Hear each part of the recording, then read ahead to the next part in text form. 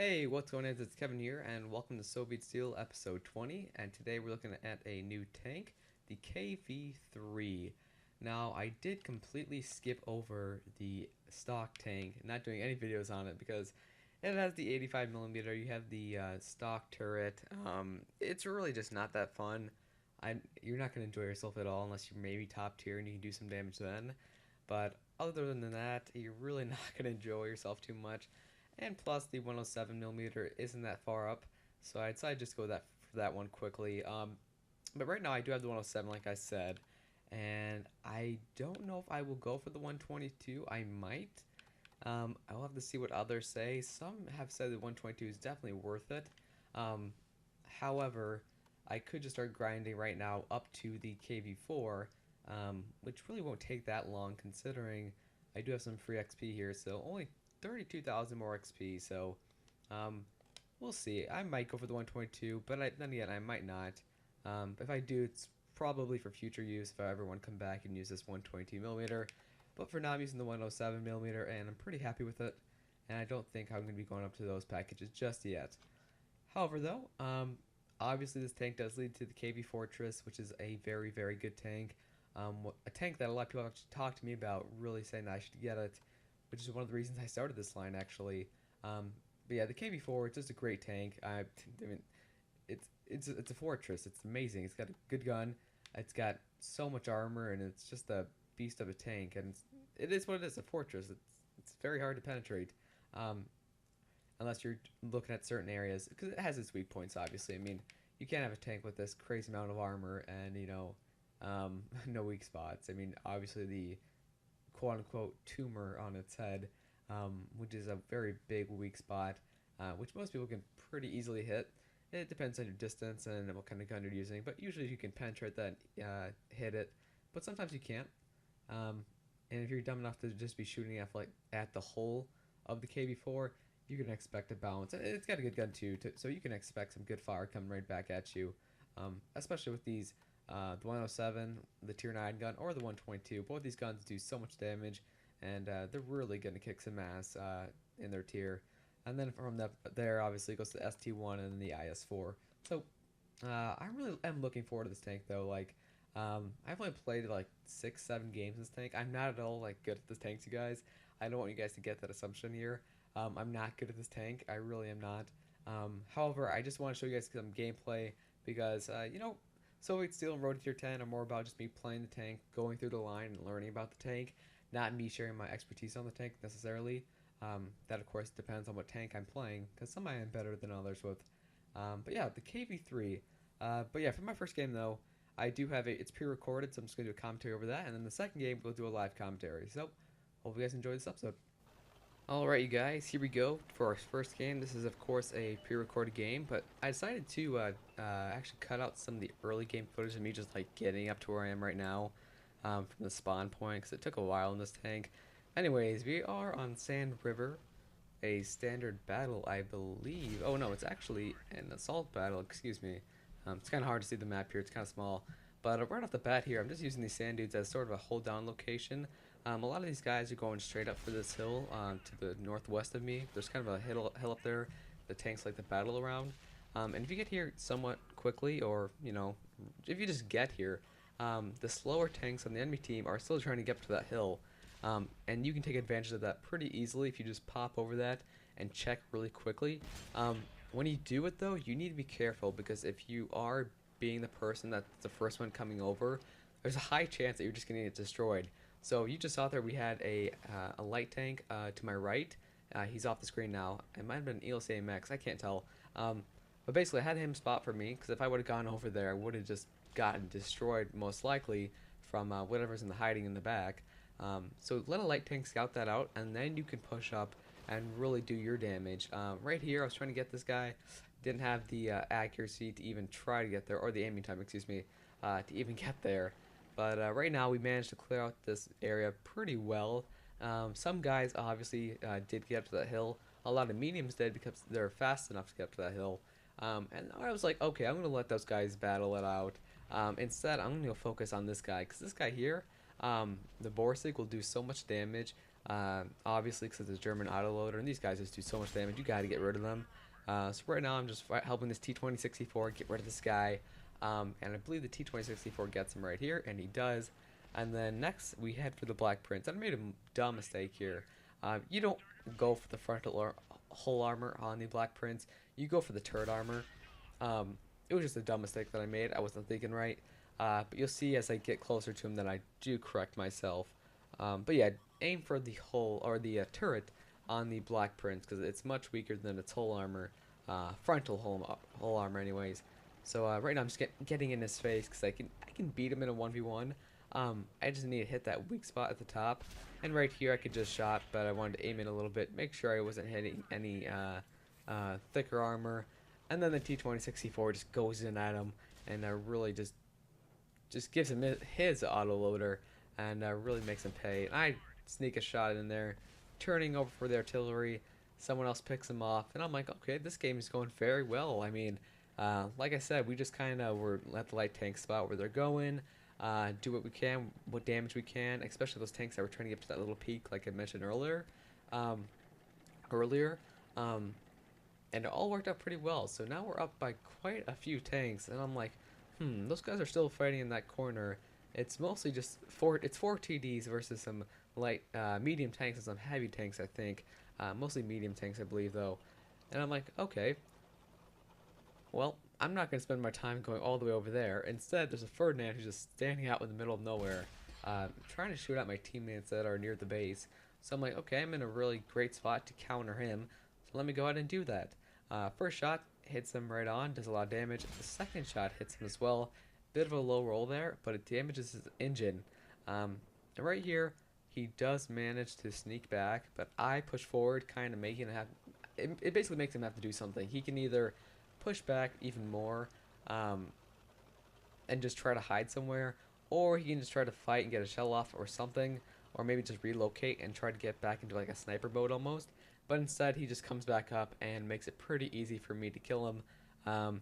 He was still just trying to get my teammates at the base, and he dies for it. So right now we have quite a bit of damage done with this 107mm. I mean, it's a good gun. Of course, the aiming time and the accuracy are something that really does piss me off. But that's just part of this tank. It's part of the Russian heavy sometimes too. I mean, you just have to get used to that. But the gun packs a punch, and its reload isn't, terribly long or anything like that. So I got used to it pretty quickly.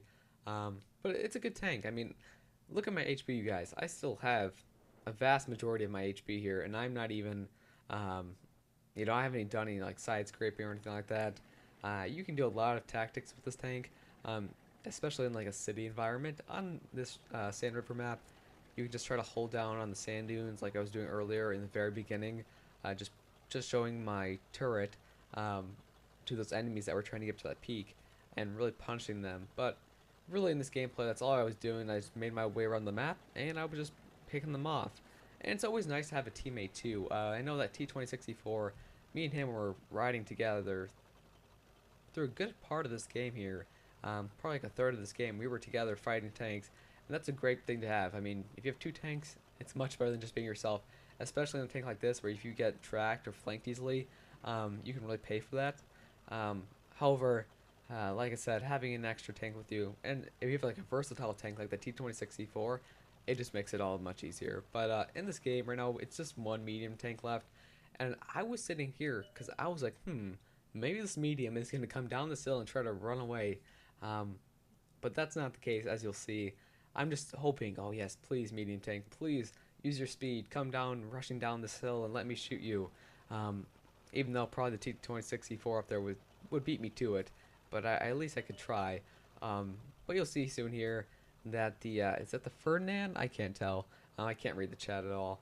Something kills him and gets him, and that's the game. So overall, quick, fun game, and it shows off how you can just really take over the game and control it in this tank. So there's my stats, 2,282 damage, I think that is, or around there. But yeah, overall, good game, and hopefully you guys enjoyed it. Let's go ahead and get into the next one. Alright guys, here we go for game number 2. This is the live commentary part of the episode. Usually I don't split it up between a live commentary and a pre-recorded commentary. However, I decided just to do it this time because I liked that first gameplay. And I'm kind of running out of time because I have to do projects and stuff for the last week of school. But anyways, here we go. Tier matchmaking, Kamaran encounter battle. There's the KV-4. Just a little bit of a, side-by-side view there. So here we go. Where am I gonna head, you're asking probably. Let me just put my feet down. I don't want to move up too fast here. They've already got control of the center of the map, which is kind of unfortunate, but they have the better spawn for it. You can kind of expect that, actually. Looking around here, we do have there's a medium back there. I'm not sure which medium that was, but there is an SU-100 here who is exposing himself. I'm not going to be able to get a shot onto him. Object 416, who is exposing himself. Very sleek profile vehicle that is, but I will be able to get him on the turn there. He was turning around and I did catch him. I didn't do that much damage, pretty low roll. However, there is some distance between us. I'm gonna push up a little bit here. Just playing kind of cautious here. We do have a tank down. It is the A43, so that's something to be worried about. Artillery is none, so that's good.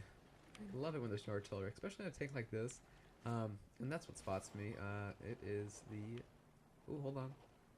Okay.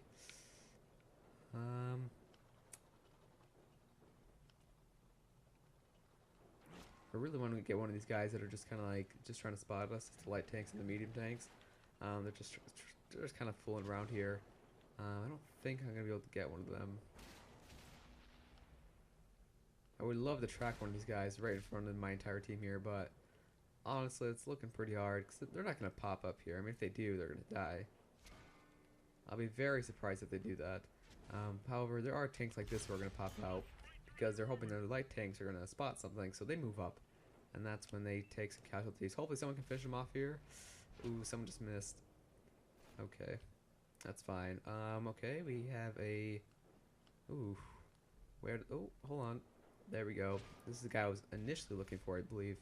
I'm gonna shoot that one. I shot that one early there, that shell right there, because he was moving.